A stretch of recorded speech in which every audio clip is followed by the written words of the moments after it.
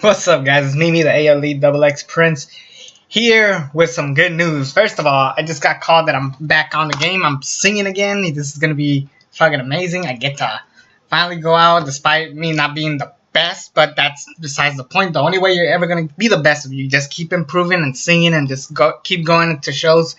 And that's some big motivational advice that I would give you guys. If you guys want to do something, stop letting the critics tell you that you ain't shit. Just go out there, see what you did wrong the first time, and then just keep going. But that video isn't, this video ain't about that. This is the top matches of July. It's August, so it's time to give you my favorite matches from this last month.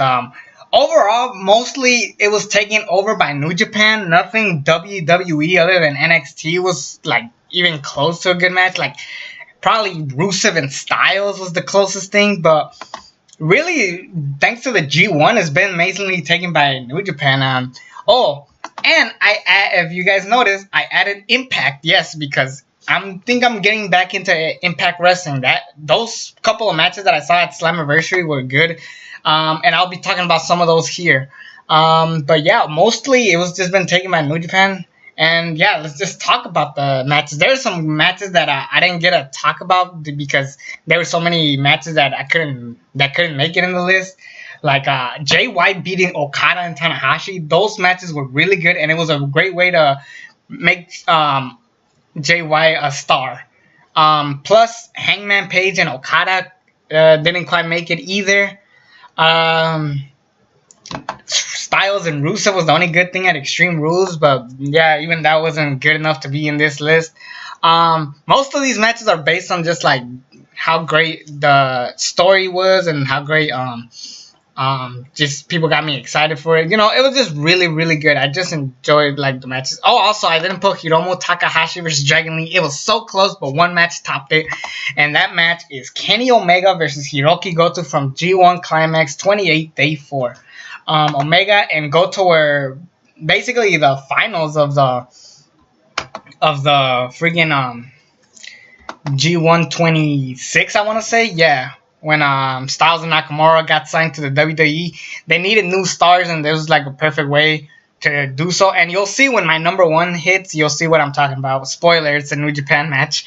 But yeah, they basically showed that they showed how you know, new stars are built, and the way that the story was basically like, oh, they were the finals back then, now they're not, and now they're just kind of kicking off the D1, so it was really good. I'm sorry, I'm just checking some stuff. Number 9, LAX versus the OGs from Slammiversary. Yes, Impact or TNA, whatever you want to call it, they're finally getting their shit together. They're finally having good matches, and it was just very entertaining, and this is one of the matches. There was a lot of matches I could have picked from him. I only picked 2, but like Austin Aries and Moose didn't make the cut. What other matches? I mean, you'll just see when you hear the list. But that was just a really enjoyable match. It's just a good back and forth. Something that TNA always does great is have awesome tag team matches, no matter how shitty the product is. But this is definitely one of those that I thoroughly enjoyed it, and it was definitely one of my favorites to watch. Number 8, Okada and Hangman Page from G1 Climax 28 Day 5. Oh shit, this was a masterpiece. Basically it just shows that Hangman Page is probably gonna be the next big thing. This is how you build a star. You basically just put him up there with the big guys. I mean, he should have been the US champion. Instead it's what's his face, Juice Robinson, aka CJ Parker. I'm still not 100% on the guy. He had some pretty decent matches in this tournament thus far, but overall, nothing that makes me just go, oh shit, let's watch Juice Robinson. Like, it doesn't sound right. But yeah, I thought this was a fantastic match to watch. I really enjoyed it. Yeah, just basically showing that Hangman Page is a guy to look out for, because this guy is fucking amazing. Even though he lost, but that's how good it was. Number 7, Kenny Omega versus Cody from New Japan Pro Wrestling's G1 special in San Francisco. I mentioned that Hiromu Takahashi and Dragon Lee almost made it, but they couldn't, from the same show actually. So Kenny Omega and Cody did make the cut because they told the story. It was basically it was a no DQ match, but it kind of was a TLC match. It's basically reuniting the Bullet Club back together for a tad bit. I heard that we're gonna get Ibushi and the Young Bucks versus Rey Mysterio, Phoenix, and I forgot the name of the other guy, but I definitely want to see that 6-man match. That's actually one of the more exciting 6-man matches they've ever booked. But yeah, I really am looking forward to that. But the story here was just really good, and it looked like a TLC match, but it was actually just a no DQ match, which I thought was fucking great. I keep going back and forth with their first match from Supercard of Honor. In one way, it told some cool stories, but overall the match was kind of lame. Just Cody being weird, doing this shit, just moving around, acting like Gold does. Just I don't know. He was just being fucking weird in the match, but that's besides the point. Number 6, the Moustache Mountain versus the Undisputed Era from NXT 7-11. Yes, 7-11. There, I had my Slurpee. I was watching NXT and I was having a blast. Oh, by the way, no Lucha Underground matches. I just realized no Lucha Underground matches. Which not saying Lucha Underground sucks right now, but I don't know. They didn't make the cut. There are some matches that would possibly make it. Cage and Mil Muertes. The fucking triple threat match with King Cuerno, Dragon Azteca, and the other dude that looked like Dante Fox, but not. That was a fantastic match. Didn't quite make the cut. Sorry about that again. But yeah, that one was pretty close too. But anyways, back to this Moustache Mountain Undisputed Era. Basically, it told the story that the Moustache Mountain is a team to stick around with.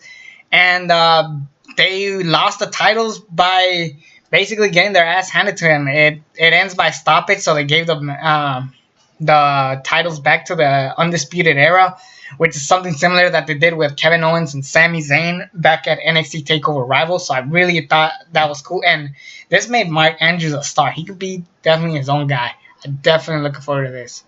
Number 5, Kota Ibushi versus Zack Sabre Jr. from G1 Climax 28 Day 2.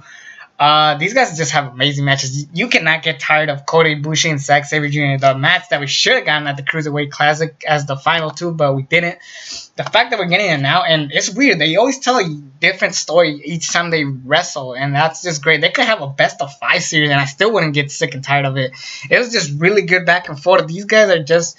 It's basically what the Cruiserweight division should have looked like from the fucking beginning, and I really dug this match. It was amazing. Definitely one of the best. If you haven't seen any of their matches, watch this one. Maybe you'll get inspired to watch the other ones.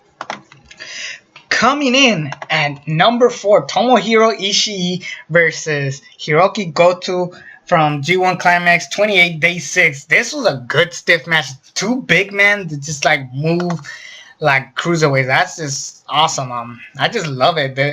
Tomohiro Ishii is a guy that's so unique. He puts himself over whether he wins or loses. Like, how do you do that? Like, making yourself look strong. And, you know, it's rarely do I see him win. So seeing him win here is like definitely one of the biggest highlights for me. I kind of wish they book him to like a upper mid card. Like, you know, I'm tired of him like being in just like tag team matches with Sabre Jr. I want to see him grow. You know, a lot of people get mad at me that I trash New Japan for having tag team matches.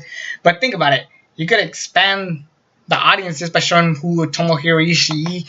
I'm not saying he's a big star. I'm just saying they could push him to be that next big star. I'm just saying. And trust me, and Hirooki Goto has been definitely one of the more underrated talents that they got there, which is saying a lot, considering how great the talent is. Number 3, Pentagon Jr. versus Sami Callihan from Impact Wrestling Slammiversary 11.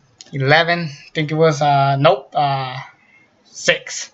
Yeah, 16. Pentagon Jr. and Sami Callihan. These guys just kick ass every time they are in the ring together. Well, actually, now that I think about it, they've never really kicked that much ass in Lucha Underground. They had like decent amount of time to wrestle against each other, but this way they got like a better chance of like just kicking ass. It was mask versus hair, so it was kind of predictable that Pentagon Jr. was gonna win. And plus, they don't want to unmask Pentagon Jr. since he's in Lucha Underground currently. So I'm pretty sure that's what they did it. But Sami Callihan and Pentagon Jr. just killed each other. This was just like a monstrous beatdown for both of these guys. It was blood. It was just fucking insane. This is what wrestling looks like sometimes. Sometimes it's not about the flipping moves. Sometimes it's just about two people kicking ass. And speaking of two people kicking their ass, number 2 is Aleister Black versus Tommaso Ciampa.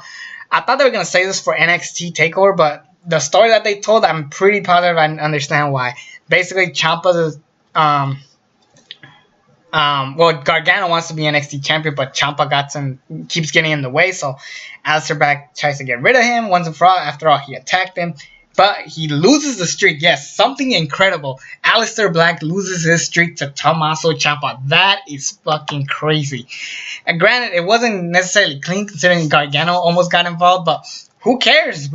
He had to cheat to win. He didn't completely act like a bitch, ran away like a pussy. Tommaso Ciampa is a beast, and he proved it in this match. And it definitely shows, because people always said that Johnny Gargano was the star, but I could totally see Ciampa being a bigger star if he's being booked properly and we get better writers, not these shitty ones. So I'm just saying. So I'm definitely excited for their triple threat, Black, Ciampa, Gargano. That's gonna be fucking insane.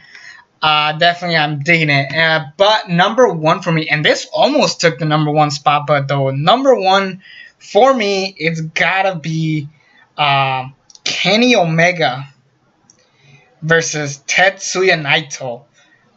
This match was insane.